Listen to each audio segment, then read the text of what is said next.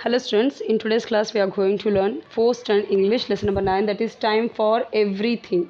So students, in this video we are going to see question answer of this chapter. So इस chapter की demand एक student ने की है, इसलिए मैं यहाँ पे बना रही हूँ. तो जो आप कमेंट करते हो मैं वही यहाँ पे वीडियो आपके लिए प्रोवाइड करती हूँ.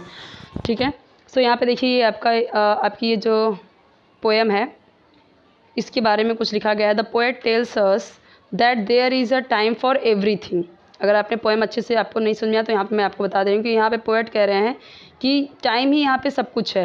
There is a time when we should run and when we should walk. तो हम चलते हैं, दौड़ते हैं. When we should keep silent, जब हम शांत रहते हैं, जब हम बात करते हैं. When we should work and when we should play. तो हमें कब क्या करना चाहिए, हमें कब दौड़ना चाहिए, कब वॉक करना चाहिए, कब शांत रहना चाहिए, कब बात करनी चाहिए, कब काम करने चाहिए और कब हमें खेलना चाहिए. ये सब में टाइम पे ही डिपेंड करता है, टाइम से हमें पता चलता है. ठीक है. The time for sleep is at the end of the day. तो जब पूरा दिन की मतलब पूरा एंड हो जाता है दिन का, तब हम सोते हैं. For children as well as for adult, बच्चों के लिए भी और जो बड़े हैं उनके लिए भी. There should be a time for everything. Time होना चाहिए हर चीज़ के लिए, हर काम करने के लिए. We should even stand up and sit down at the correct time. हमें स्टैंड होना चाहिए करेक्ट टाइम पे उठना चाहिए, करेक्ट टाइम पे बैठना चाहिए. जैसे हमारे टीचर आते हैं तो हम स्टैंड होते हैं, तो वो क्या होता है, प्रॉपर टाइम होता है. जब वो बोलते हैं तभी हम सिट डाउन होते हैं, बैठते हैं. ठीक है. However the poet says in the end that we should take care that the time and action match.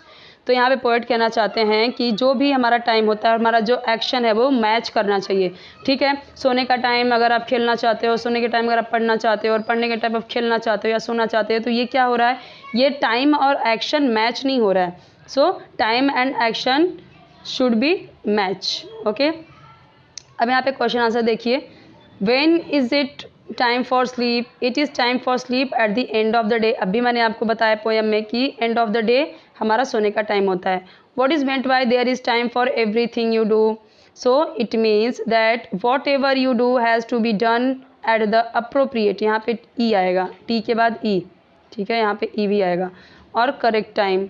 ठीक है. इट मीन्स इसका मतलब ये है कि यहाँ पे बोला गया ना, there is time for everything you do. तुम्हें काम करने के लिए तुम्हें क्या करना है क्या नहीं करना है, इसके लिए टाइम है. तो इसका मतलब ये है whatever you do has to be done at the appropriate और करेक्ट टाइम. हमेशा सही समय पे करेक्ट टाइम पे करना है. Who should do everything at the correct time? Tick the correct option. तो यहाँ पे करेक्ट ऑप्शन आपको बताना है. वीडियो पॉज करके आप अपने वर्कबुक में लिखते जाइए. चैनल सब्सक्राइब करना मत भूलिए. वीडियो जरूर लाइक कर लेना, अपने फ्रेंड्स के साथ भी शेयर कर देना. वीडियो एंड तक देखना स्टूडेंट्स. और आपको कोई भी चैप्टर में EVS 1 EVS 2 या फिर जिसका भी क्वेश्चन आंसर चाहिए आप मुझे कमेंट सेक्शन में बताइए, या फिर एक्सप्लेनेशन चाहिए तो आप वो भी बताइए. तो यहाँ पे देखो दिया गया चिल्ड्रन, ग्रोन अप्स या बोथ. तो बोथ ये राइट है, ये टिक मार्क करना है. तो यहाँ पे आंसर लिखा है बोथ. ठीक है. मतलब बोला गया करेक्ट टाइम किसके लिए होना चाहिए, हर चीज़. तो ये दोनों के लिए होना चाहिए, जो बच्चे हैं उनके लिए भी, बड़े हैं उनके लिए भी करेक्ट टाइम, हर चीज़ के लिए करेक्ट टाइम होना चाहिए. One line in this poem contains its message in short. Write down the line, that line. There is a time for everything you do. तो ये दिया गया है. ठीक है. मैसेज यहाँ पे दिया गया है. In this poem, time means a suitable or proper time for doing certain things. Match the occasion in A with the action in B. ठीक है. तो आंसर यहाँ पे दिया गया है, मैच करना है. तो मैच करने के लिए यहाँ पे डायरेक्ट दिया गया है. आपके वर्कबुक में नहीं दिया गया होगा. ठीक है. टेक्स्ट बुक में भी नहीं दिया गया होगा. तो आपको कैसे लिखना है, इधर उधर लिखा होगा ना. When you have to catch your opponents in a game of tag to run. तो इसके आगे किस में मैच होगा, ये टाइम टू रन. यहाँ यहीं तक है ये क्वेश्चन, यहीं तक है टैग तक. इसका आंसर क्या होगा, time to run. When you are on crowded street. तो क्या किस में मैच करेंगे इसको, टाइम टू वॉक. यहाँ पे देखिए इसका आंसर दिया गया time to talk. When you are in a library और hospital, time to be silent. कब साइलेंट रहना है, तो यहाँ पे देखो बोला गया है कि आपको when you are on the crowded street, तो चलने का टाइम है, time to walk. When somebody has asked you a question, so time to talk, बात करने का टाइम है. और अगर आप लाइब्रेरी में हो, हॉस्पिटल में हो, तो आपको साइलेंट रहना चाहिए. Okay. Find the meaning of the following using a dictionary. 9 times out of 10, no time like the present. A stitch in time saves 9. तो ये क्या दिया हमने मीनिंग, हमको इसका अच्छे डिक्शनरी में से, मतलब डिक्शनरी में से ढूंढ के ये मीनिंग फाइंड आउट करना है. ठीक है. तो यहाँ पे देखते हैं इसके आंसर. 9 times out of 10 इसका मतलब है ऑलमोस्ट एवरी टाइम, हर time. No time like the present, तो इसका आंसर ये लिखा है। हमने कहाँ से ढूंढा, इसको ढूंढ के लिखना है। क्वेश्चन ऊपर में देखा हमने, ये उसके फर्स्ट सेकेंड थर्ड क्वेश्चन है, इसके आंसर यहाँ पे दिया गया है। इसका आंसर ये रहा, इसका आंसर यहाँ पे है, और थर्ड का आप देख सकते हो, थोड़ा सा ब्लर है बट आंसर दिख रहा है।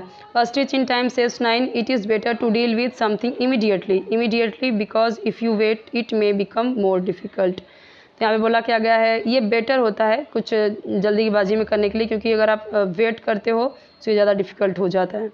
Pick out the rhyming pairs words from the poem, poem में से आपको राइमिंग वर्ड्स ढूंढने हैं, ठीक है। राइम पेयर्स जैसे वॉक, टॉक, स्पेलिंग भी सेम है और हम जो बोल रहे हैं प्रोनाउंसिएशन भी सेम है। Play, day, do, to, same आ रहा है ना साउंड। सिट, फिट, ठीक है। और आप मुझे 2 राइमिंग वर्ड्स आप मुझे कमेंट सेक्शन में बताइएगा, ठीक है। ओके अब यहाँ पे देखिए, read the poem allowed with proper intonation, ये आपको अच्छे से पढ़ना है। और यहाँ पे जितने क्वेश्चन आंसर थे मैंने आपको बता दिया। What would happen if the sun rises one day at 5 PM, एक दिन क्या होगा अगर 5 बजे अगर सनराइज़ हुआ तो क्या होगा। If the sun did not rise at all, अगर एक दिन सन उगा ही नहीं तो क्या होगा, आप बताना।